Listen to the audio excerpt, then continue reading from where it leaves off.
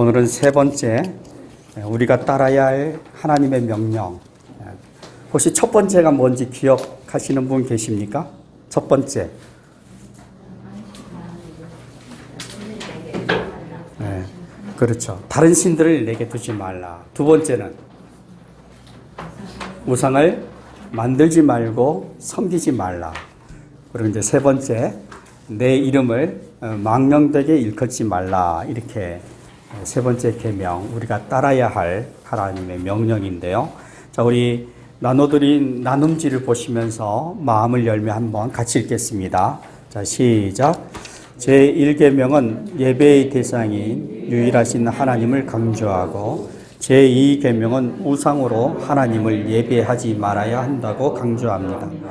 그리고 제3계명은 우리가 어떻게 하나님을 경배해야 하는지를 말씀해 줍니다. 본문에서 망령되이라는 말의 뜻은 공허하다라는 뜻입니다. 그리고 실제와는 다르게라는 뜻을 가지고 있습니다.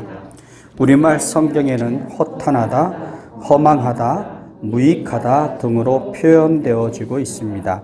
하나님의 이름을 공허하고 무익한 일에 의미 없이 사용해서는 안 된다는 의미로 사용되었습니다. 넘겨서 우리 계속 읽겠습니다. 시작. 하나님의 이름은 여러 가지가 있습니다. 우리가 가장 잘 알고 있는 하나님의 이름은 여호와라는 이름입니다. 출애굽기에서 하나님이 모세에게 처음으로 밝히신 이름이 바로 여호와입니다. 그리고 그 뜻은 스스로 있는 자라는 뜻입니다.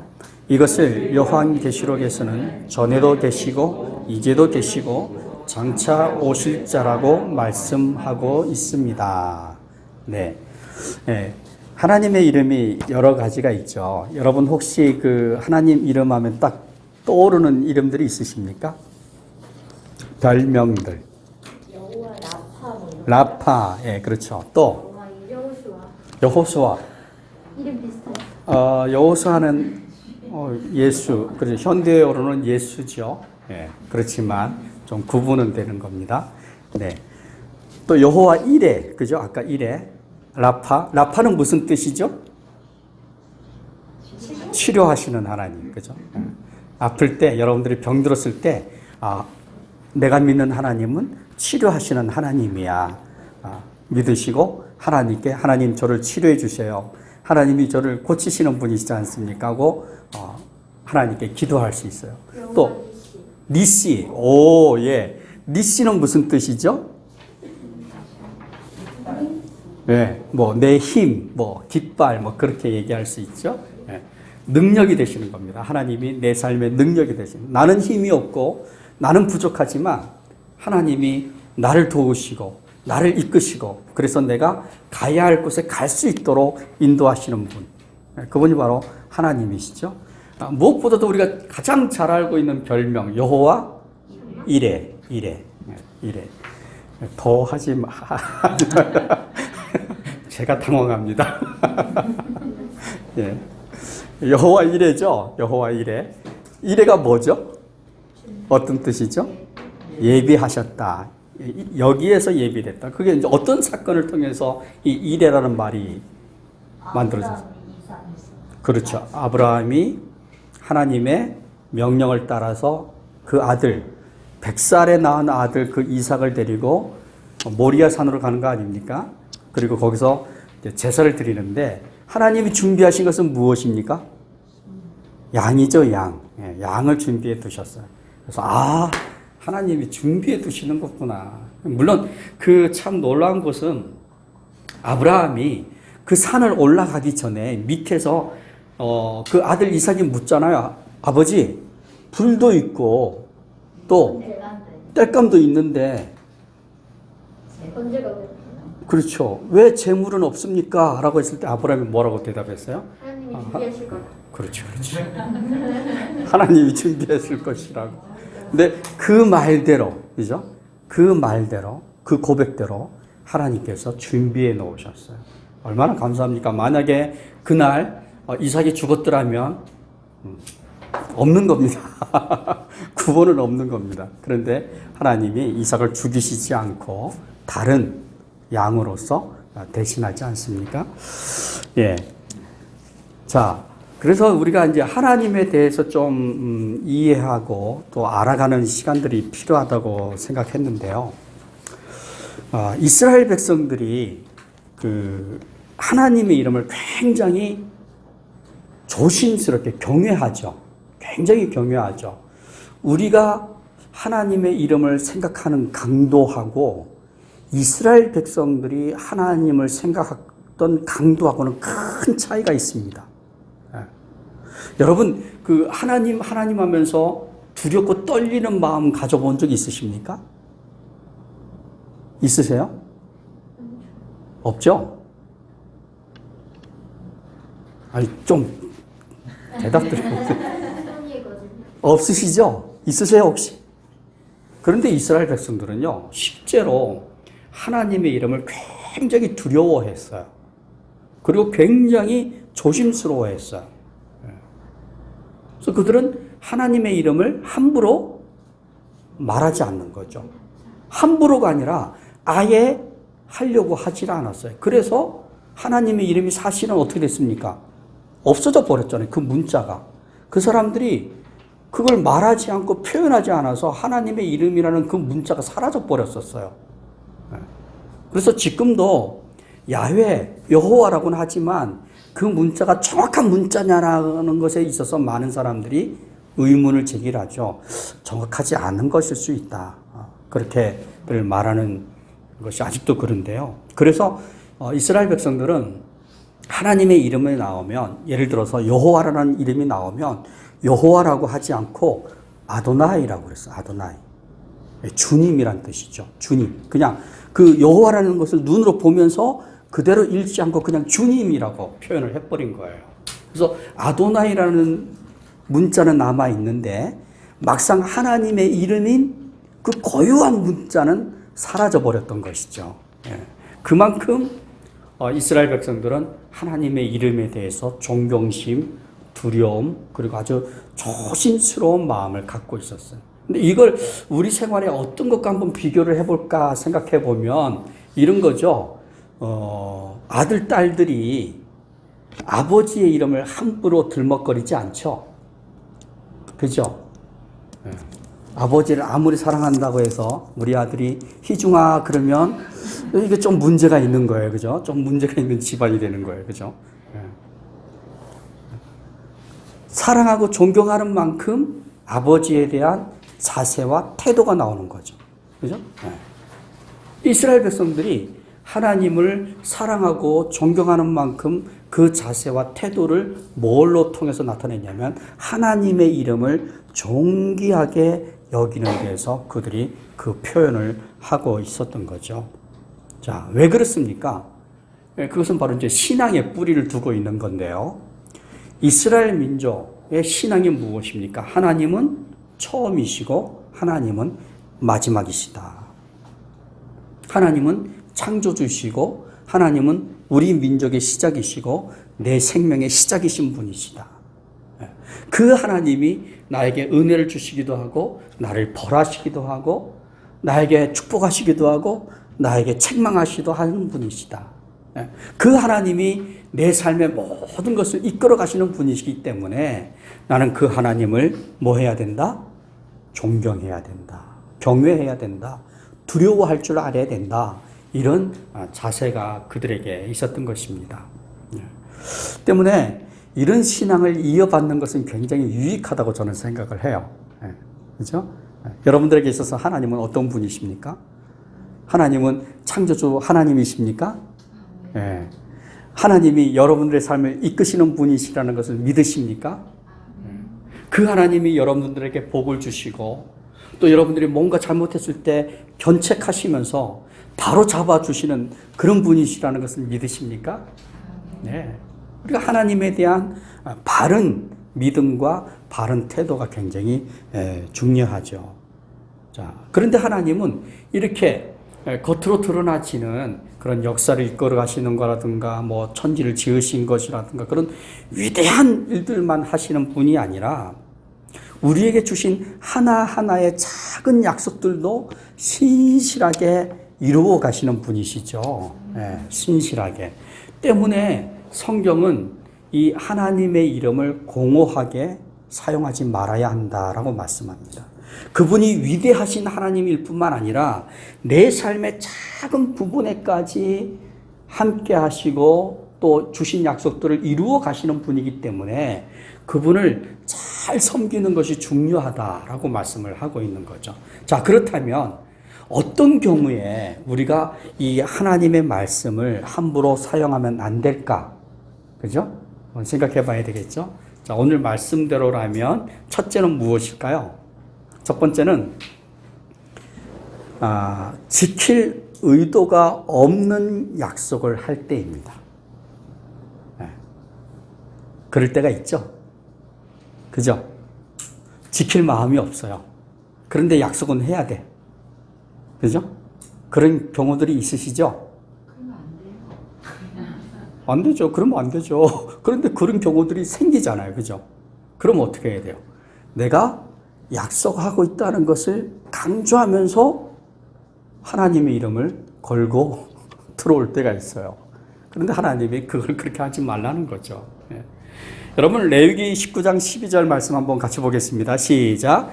너희는 내 이름으로 거짓 맹세함으로 내 하나님의 이름을 욕되게 하지 말라. 나는 여호와니라. 아멘. 예. 거짓 맹세함으로 하나님의 이름을 욕되게 하지 말라는 겁니다. 예. 거짓 맹세 그 자체가 이미 문제가 되는데, 그런데 그 거짓 맹세를 하면서 하나님의 이름을 끌고 들어가는 거예요. 그래서 자기는 딱 거짓으로 맹세하고 있으면서 겉으로는 하나님의 이름을 끌고 들어오는 진실함을 드러내고 있는 거죠. 그러니까 얼마나 이게 참, 그죠? 사악한 거죠. 옳지 못한 겁니다. 그래서 예수님께서도 마태복음 5장에 보면 절대 맹세하지 마라. 하나님의 이름으로 감히 맹세하려고 하지 마라. 라고 말씀하고 있죠. 그런데 이제 예수님께서 이렇게 맹세하지 말라고 말씀하시는 것, 어떤 이유냐면, 우리가 수많은 약속들을 하면서 살지 않습니까? 그죠? 수많은 약속들을 하면서 사는데, 그런데 이제 그런 일상에서 하는 그런 약속들 모두를 말하는 것이 아니에요. 그 모든 약속을 말하는 것이 아니라, 거짓된 맹세나 어떤 순간을 모면하기 위해서 하는 약속들을 말씀하는 겁니다. 거짓 맹세할 때 절대 하나님 말씀, 하나님의 이름 걸고 넘어지지 마라. 끌고 들어가지 마라.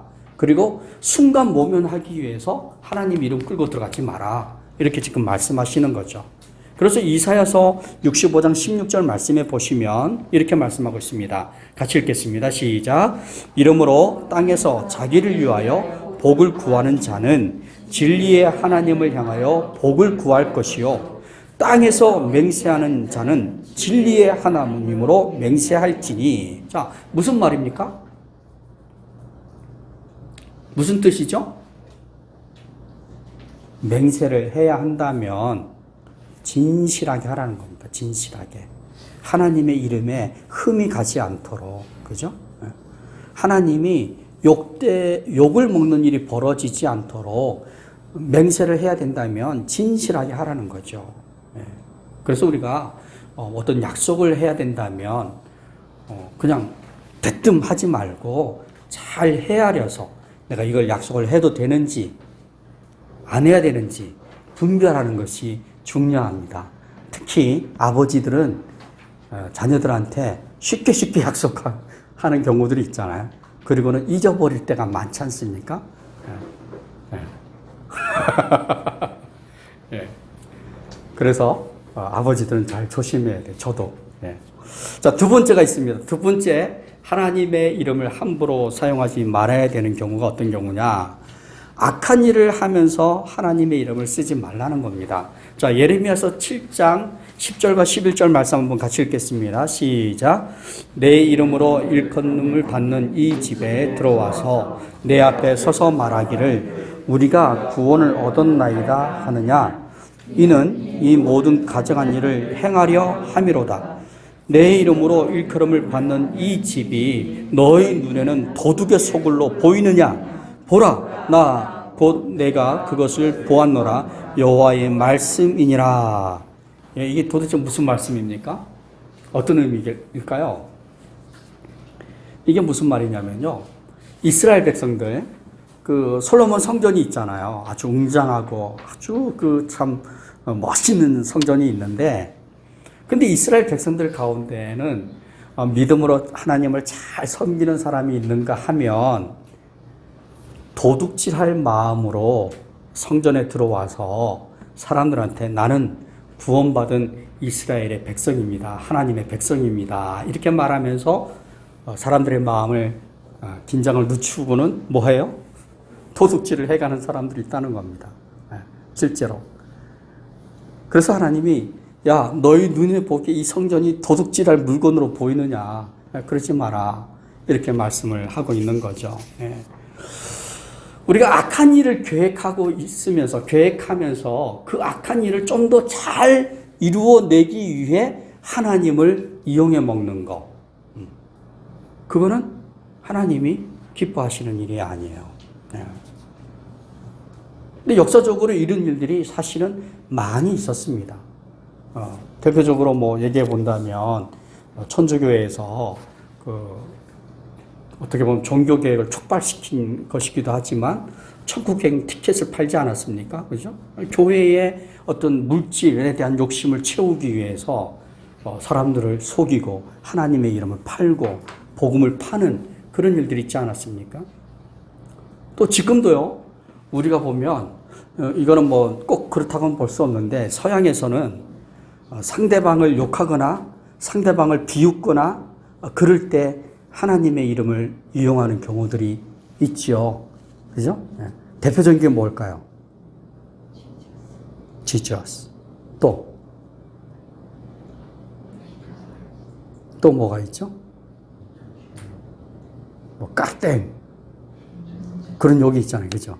또 오 마이 갓.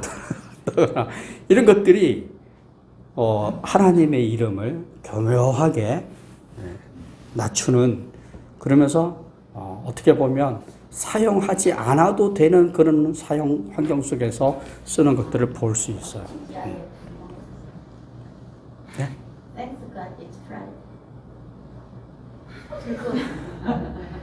네, TGI 프라이데이 할 때 그것도 뭐 어떻게 보면 하나님 감사합니다. 우리에게 금요를 주신 것을 감사합니다 하면서 그들이 불금을 즐기죠. 네, 네. 조심해야 돼요. 또 세 번째가 있습니다. 세 번째, 바람직하지 않은 그 대화를 나눌 때 하나님의 이름을 사용하는 거예요. 뭐 농담을 하거나 가벼운 대화를 나눌 때 아무런 의미 없이 별 생각 없이 하나님의 이름을 사용하는 거 조심해야 됩니다. 우리 그리스도인들에게서 가장 조심해야 되는 것이 바로 갑자기 별일 아닌데 주여 주여, 그죠? 거의 어머나 해야 될 타이밍에 주여를 하는 거예요. 그런 경우들 있으시죠? 너무 익숙해서 그럴 수 있는데 조심해야 됩니다. 그래서 예수님께서 너희가 주여 주여 하는 거 조심해라. 너희들이 주여 주여 하면서 왜 나는 따라오지 않느냐. 말씀은 지키지 않으면서 주여 주여 하는 거는 옳지 않다. 이렇게 말씀하시죠. 근데 우리가 이제 그렇게 되는 것은 우리 신앙생활에서 너무 이제 그 주님의 이름을 자주 이렇게 부르고 하다 보니까 우리 입에 너무 익숙해서 하나님의 그 이름을 남용하거나 오용하는 경우들이 생기는데 정말 조심해야 됩니다. 아무렇지 않게 그냥 툭툭 내뱉는 거. 할렐루야도 어떤 경우에 있어서는 그냥 그게 마치 형용사처럼 사용되어지는 경우가 있어요. 하나님을 찬양하라는 거 얼마나 이게 귀한 말입니까? 그죠? 그죠? 너무나 귀한 건데 옛날에 제가 어떤 영화를 보다가 그 파도 타기 하는 사람 있잖아요. 이거 보드 뭐라고 그래요? 그거? 예? 서핑하는 사람이 너무 즐거웠던 것 같아요. 꽤 오래 타더라고요. 그런데 그 사람이 너무 즐거우니까 타다가 할렐루야 그러더라고요. 그래서 괜찮다. 상황적으로 정말 기분 좋으니까 하나님을 찬양하라 할 만하겠다. 그런 생각을 가져보긴 했는데 정말 우리가 즐겁고 기쁠 때 그 기쁨을, 그 즐거움을 하나님을 찬양하는 방법으로 사용하면 괜찮죠. 예. 그런데 그런 것들이 아니고 정말 별 의미 없이 할렐루야, 주여, 아멘, 이렇게 사용하는 것들은 정말 조심을 할 필요가 있습니다. 그래서 마태복음 12장 36절과 37절 말씀에 보면 이렇게 말씀하고 있죠. 같이 읽겠습니다. 내가 너희에게 이르노니 사람이 무슨 유익한 말을 하든지 심판날에 이에 대하여 심판을 받으리니 내 말로 의롭다함을 받고 내 말로 정죄함을 받으리라. 아멘. 자, 그렇죠? 말이 나중에 가면 뭐의 근거가 됩니까? 심판의 근거가 되는 거예요. 우리의 행동뿐만 아니라 우리의 말도, 우리가 사용한 이 말들도 하나님이 심판하시겠다는 거 아닙니까? 때문에 우리는 조심해야 되는 거죠. 자, 그렇다면 하나님의 이름을 함부로 사용하지 않으려면 우리가 어떻게 해야 되는가? 그것은 일상생활에서 하나님을 경외해야 합니다. 일상생활에서.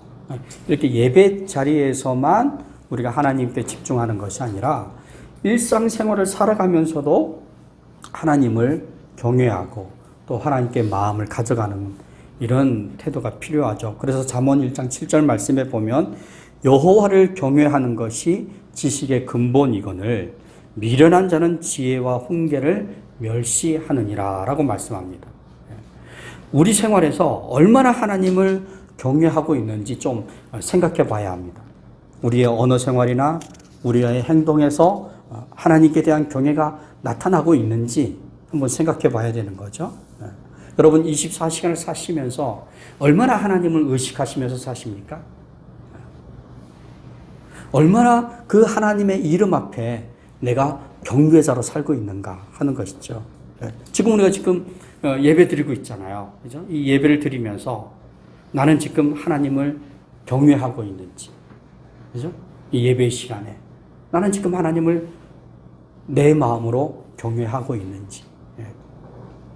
또 우리가 헌금 드렸는데요. 이 봉헌하면서 정말 나의 모든 것을 드리는 그런 심정으로 하나님께 드리고 있는 것인지.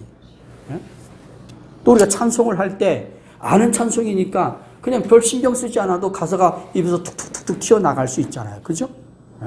근데 그게 아니라 정말 이 찬송하면서 하나님을 향한 경외를 드리고 있는 것인지, 내 영혼의 깊은 곳으로부터 나의 주님이시라고, 나의 하나님이시라고, 그래서 내가 하나님을 찬양한다고, 내가 하나님을 경배하고 있다라고 그렇게 예배를 드리고 있는지, 이런 것들이 정말 중요한 것이죠. 그래서 여러분 시편 89편 6절 7절 말씀을 보십시오. 한번 같이 읽겠습니다. 시작. 무릇 구름 위에서 능히 여호와와 비교할 자 누구며 신들 중에서 여호와와 같은 자 누구니까? 하나님은 거룩한 자의 모임 가운데서 매우 무서워할 이시오며 둘러있는 모든 자 위에 더욱 두려워할 이신이이다. 예, 어떻게 말합니까? 하나님은 존귀한 자라는 거죠. 가장 두려워해야 할 분이고 가장 무서워해야 할 분. 왜 그렇습니까? 우리가 느끼든지 못 느끼든지 그분은 천지를 지으신 분이에요. 감히 우리가 상상할 수 없는 어미함을 갖고 계신 분이 바로 하나님이시잖아요. 그래서 시편은 그분은 우리가 굉장히 무서워해야 할 분이시다, 두려워해야 할 분이시다, 그런 분이 어디 있느냐라고 말씀하고 있는 것입니다. 우리가 하나님을 경외하는 마음으로 하루하루를 살아간다면 우리의 삶은 풍성하신 하나님의 은혜로 채워지게 될 것입니다. 여러분들이 그렇게 하나님을 경외함으로 하나님의 은혜가 여러분들의 삶을 채우는 그런 은혜를 누릴 수 있기를 바랍니다. 사도 바울은 고린도후서 7장 1절에서 그런즉 사랑하는 자들아 이 약속을 가진 우리는 하나님을 두려워하는 가운데 거룩함을 온전히 이루어 육과 영의 온갖 더러운 것에서 자신을 깨끗하게 하자라고 말씀하고 있습니다. 하나님에 대한 경외가, 하나님을 경외하는 그 마음이 성도의 거룩한 삶의 출발점, 어쩌면 열쇠라고 말씀하고 있는 거죠. 우리가 하나님을 경외하면 우리가 우리의 삶을 자연히 거룩함으로 가져갈 수 있다는 것입니다. 그래서 저는 우리 성도들이 우리 함께 걷는 교회가 정말 하나님을 경외함으로 하나님과 함께 걸어가는 그런 삶이 되면 좋겠다라는 마음이 있습니다. 여러분들이 그냥 일상에서 그렇게 하나님을 경외하면서 주님과 함께 삶을 사시기를 바랍니다. 자, 그런데 중요한 것이 있습니다. 뭐냐면 오늘 말씀이 어떻게 끝맺음하고 있느냐는 거죠. 자, 오늘 말씀 다시 한번 보십시오. 자, 너는 내 하나님 여호와의 이름을 망령되게 부르지 말라. 여호와는 그의 이름을 망령되게 부르는 자를 뭐 없다? 죄 없다 하지 아니하리라. 죄 없다 하지 않겠다.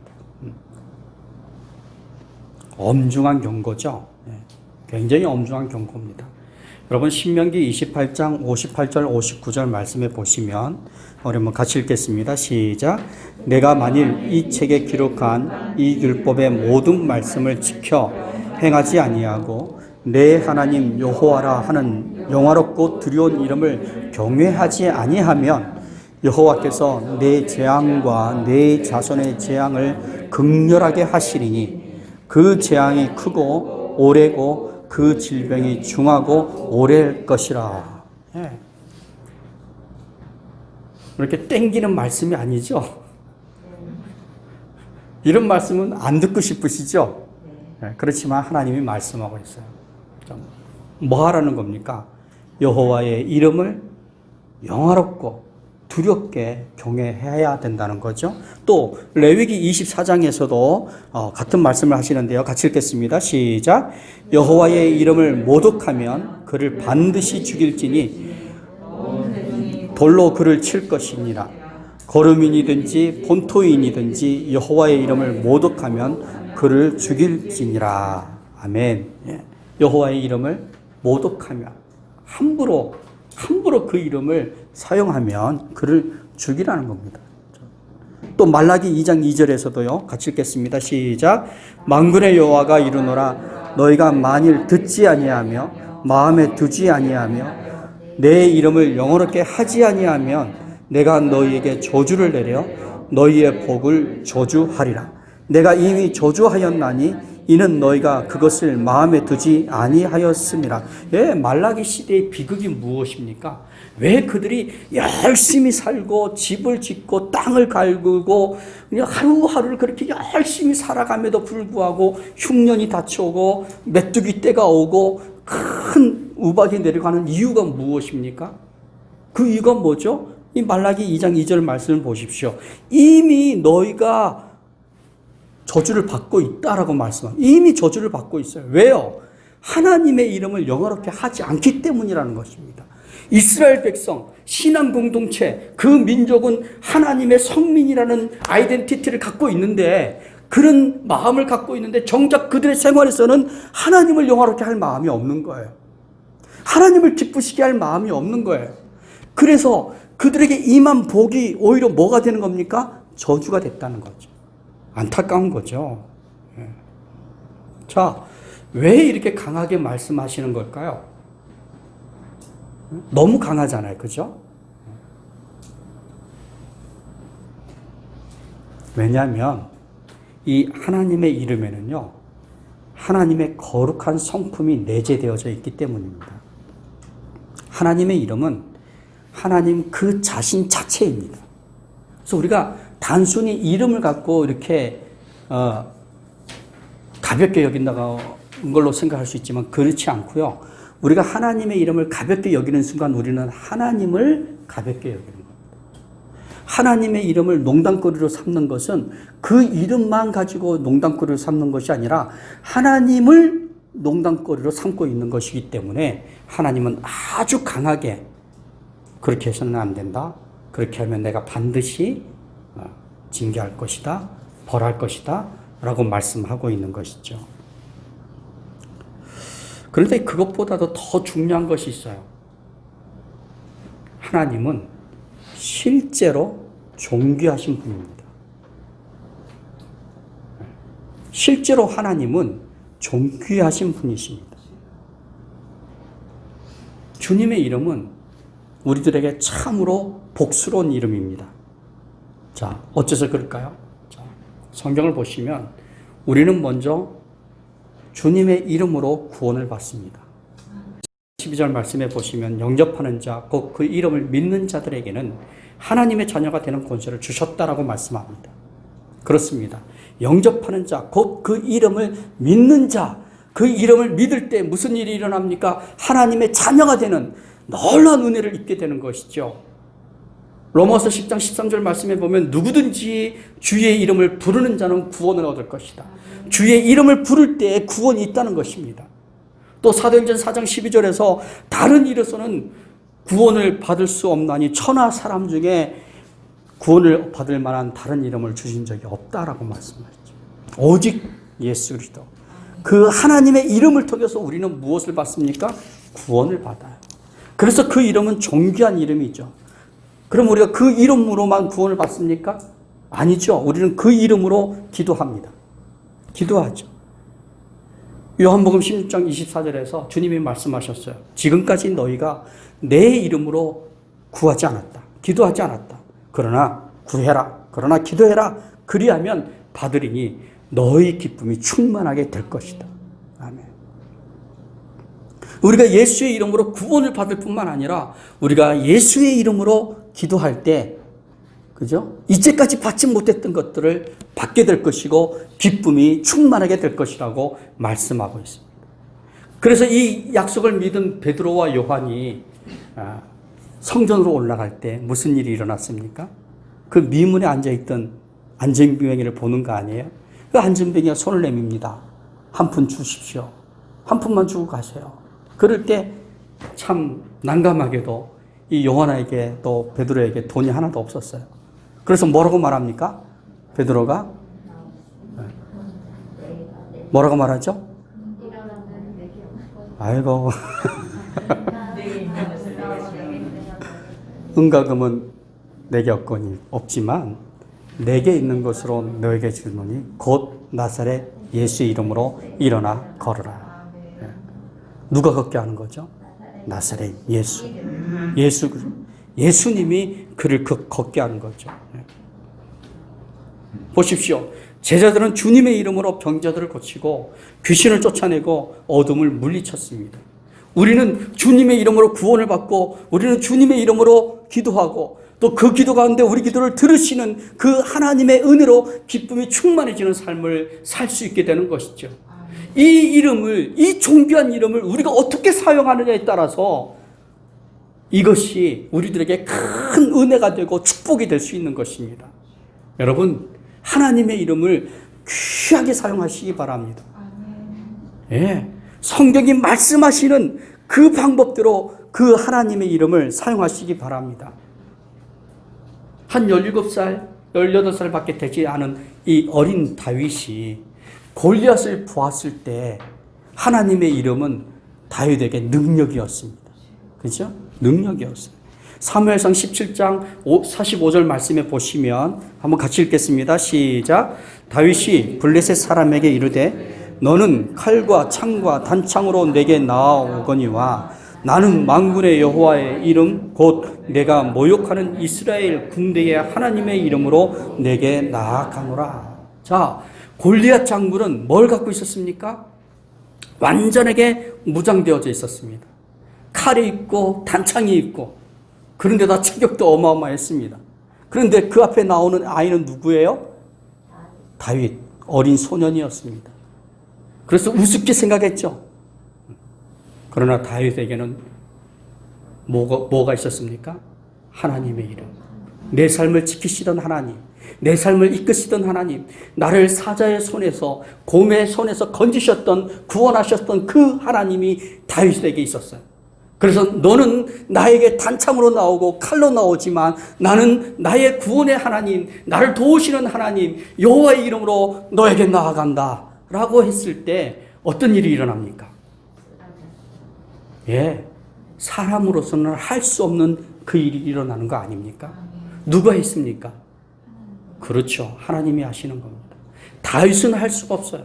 그러나 하나님이 그 다윗의 작은 몸짓을 통해 하나님의 위대한 일을 이루어내시는 거죠. 그렇습니다. 우리가 왜 하나님을 함부로 사용하지 않고 존귀하게 사용해야 하느냐? 왜 우리가 그 하나님의 이름 앞에 경외하고 그 이름 앞에 경배해야 하느냐? 하나님이 우리를 통해서 하실 일들이 너무나 많은 것입니다. 여러분들이 하나님의 이름을 바르게 인정하면, 그리고 그 하나님의 이름을 바르게 의지하면 하나님은 여러분들의 인생 안에서 역사하실 것입니다. 그러므로 하나님의 이름을 존귀하게 받으십시오. 하나님의 이름을 귀하게 사용하십시오. 여러분들에게 있어서 하나님의 이름은 어떤 의미입니까? 그 이름으로 구원받으심을 믿으십니까? 그 이름으로 기도하십니까? 예. 그렇다면 그 이름이, 그 하나님께서 우리에게 은혜를 주시고 우리의 삶을 인도하시고 또 우리를 보호하시고 우리와 함께 하시고 우리를 이끄실 것입니다. 그것이 우리가 하나님을 믿는 이유예요. 그 하나님을 믿는다면 이제 하나님의 이름을 가볍게 사용하지 마시고 그 하나님의 이름을 들을 때 내 삶의 기쁨으로, 내 삶의 즐거움으로, 또 내가 노래할 이름으로 그렇게 믿으시기 바랍니다. 또 그렇게 사용하시기 바랍니다. 하나님을 찬양하십시오. 하나님을 높여드리십시오. 하나님을 경배하십시오. 그러면 하나님이 여러분들의 삶을 복스럽게 해 주실 것입니다. 기도하시겠습니다. 한번 잠깐 돌아봤으면 좋겠습니다. 나에게 있어서 하나님은 어떤 분이었는가? 나에게 하나님은 어떤 분이신가? 지금 나는 하나님을 예배하는가? 지금 나는 하나님을 구원의 하나님으로 믿고 있는가? 하나님은 내 삶을 인도하시고, 하나님은 내 삶에 은혜를 주시고, 하나님은 내 삶을 축복하시는 분이신가? 사랑하는 성도 여러분, 하나님은 그런 분이십니다. 하나님을 믿고 하나님을 경배하는 자에게, 경외하는 자에게 은혜를 주시고 복을 주시고 그 삶 가운데 함께 하시며 그 삶을 이끄시고 모든 환난과 위험에서 지키시는 분이 하나님이십니다. 이 시간 우리 한번 기도할 때 그렇습니다. 하나님의 이름을, 하나님을 우리가 존귀하게 믿고 따를 때 하나님께서 나와 함께 하시고 하나님께서 내 살아가는 그 모든 길에서 동행하시며 은혜를 주시고 복을 주시는 하나님이심을 내가 믿습니다. 이제 내 삶 가운데 그런 은혜를 주시옵소서. 나의 하루하루 인생길 가운데 하나님의 은혜를 주시고 복을 달라고 한번 같이 기도하시겠습니다. 하나님 아버지 감사합니다. 주의